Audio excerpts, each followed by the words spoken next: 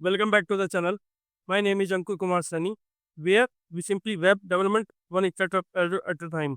In today's video, we are diving deep into one of the most powerful features of Next.js, static rendering, and why it is a game changer for building super fast, SEO friendly website.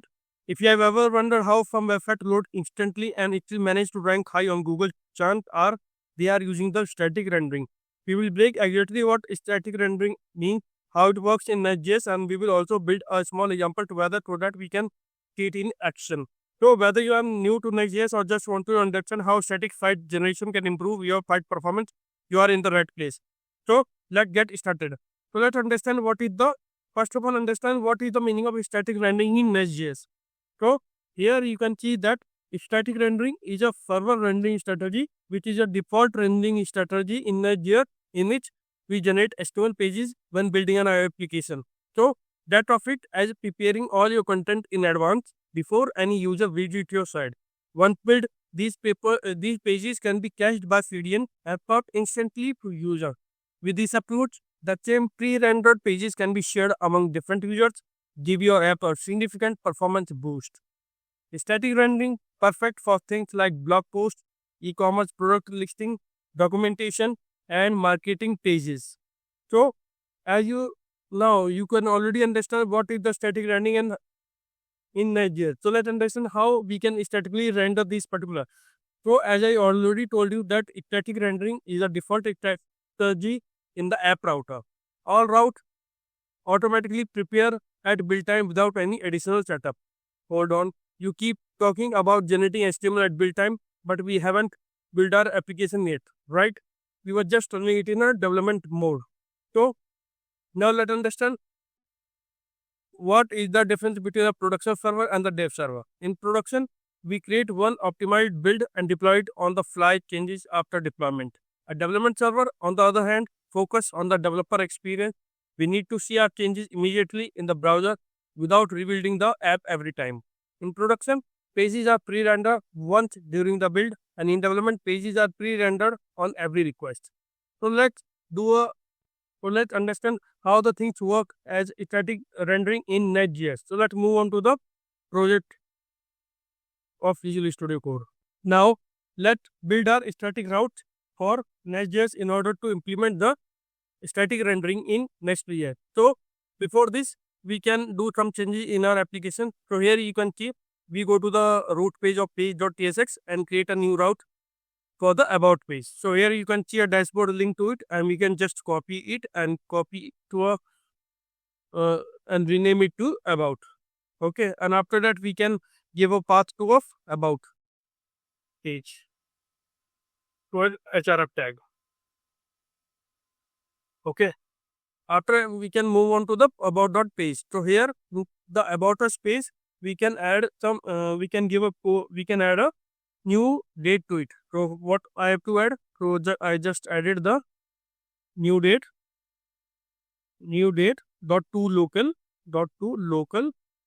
date string, local time string, and we can just close it. Okay, now we can save it, and before running a build we can remove the already we can remove .next folder, which is a pre-built folder. So we just delete that particular folder from here, and now we can create a new build for it. So let's create a new build. So we can create a npm, we can type a command like npm run build.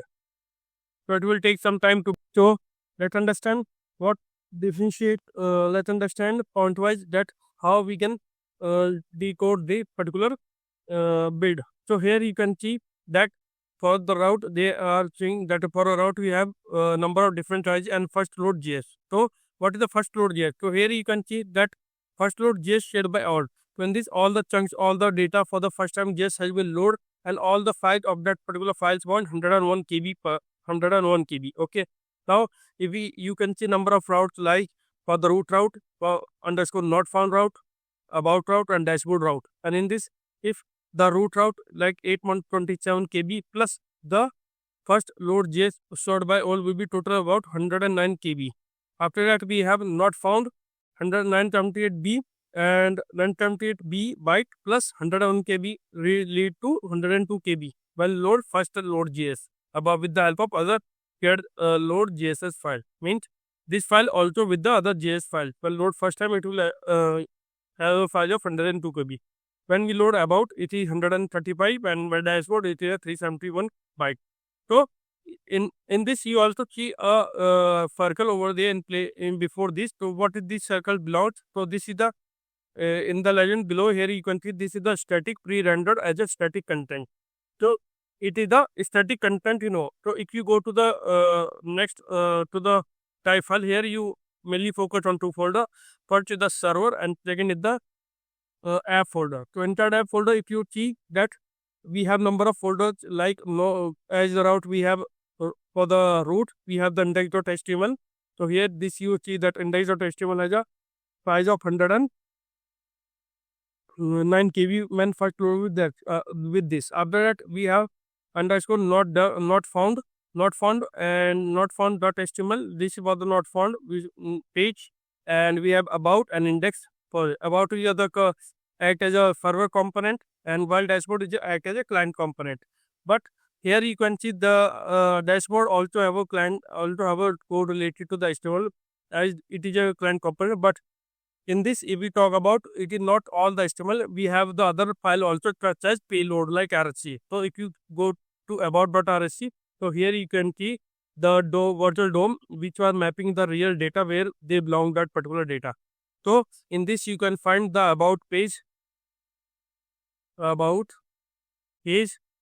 with the timestamp with the children. So this is the server component which is pre-rendered. So as a static rendering. Okay, in this it is a client, while it is a server component. Okay, so here this is belong to child. Now if we go to the dashboard.rsc, which is a client component, so it is a part of DOM. It is also show the virtual DOM which have the reference of the reference to the JS file. So which are denoted with the help of static chunks, app, dashboard, page, dash, this file. So this is belong to this. Now if you run this particular file, like suppose I can run this and run start. So when you visit this particular localhost 3000, let me see what we see on the browser. So now we open F12. So here you can go to the network tab, and first time when you see it is a pre-render. Okay, here your response is all the HTML tags over here. Now if we go, we already have about and dashboard to it. Now we can click it. When we click on about, so you will see that no network will be hit. So here you can see that I see that about page 5:47:44 PM. So here you can see that in the network there is no, because there is currently no request found. Okay. Now we load back to it. Now if we go to the dashboard, we can clear all of stuffs. Now we can click on dashboard. Now here you can see that no route will be defined over here, because they are the static rendering and they will be available before they are visible to on the screen. I hope you really understand that how the static rendering works. And so now you might be wondering, when you visit about, so you are not changing the network hit, or how the data will be how the data will be displayed without hitting the server. So if you go to that dashboard also, so here you are not able to, we are not hitting the database. So why from where we are able to see the data on the dashboard page? So this is because of the prefetching. So let's understand what is prefetching. So prefetching is a technique that preloads in the background as their links become visible. For static routes like Arch, Nest.js automatically prefetches and caches the whole route. When our home page loads, Nest.js is already prefetching about and dashboard route for instant navigation. So if you visit the About Us page, so you can see the time log at one time, they are not refreshing. So let's go to the browser. So here, go to the About Us page. So when you click on About Us,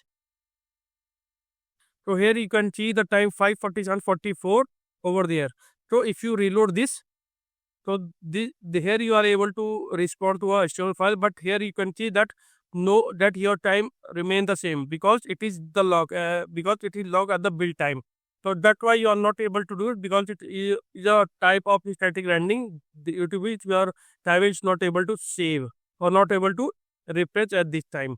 So now let's understand what is the rendering summary, static rendering summary for this video. So for static rendering is a strategy where the HTML is generated at build time along with the stable RSC payload for component and JavaScript checks for client-side hydration are created. Direct route widget curbs HTML files. Client-side navigation use RSC payload and JavaScript chunks without additional server request. Static rendering is great for performance, especially in blog documentation and marketing pages. So I hope you easily understand what is the static rendering in Node.js. If you like this video, please click the bell icon and hit the subscribe button to it. I hope you enjoy this video. If you like this video, please click on I will see you in the next video. Thank you.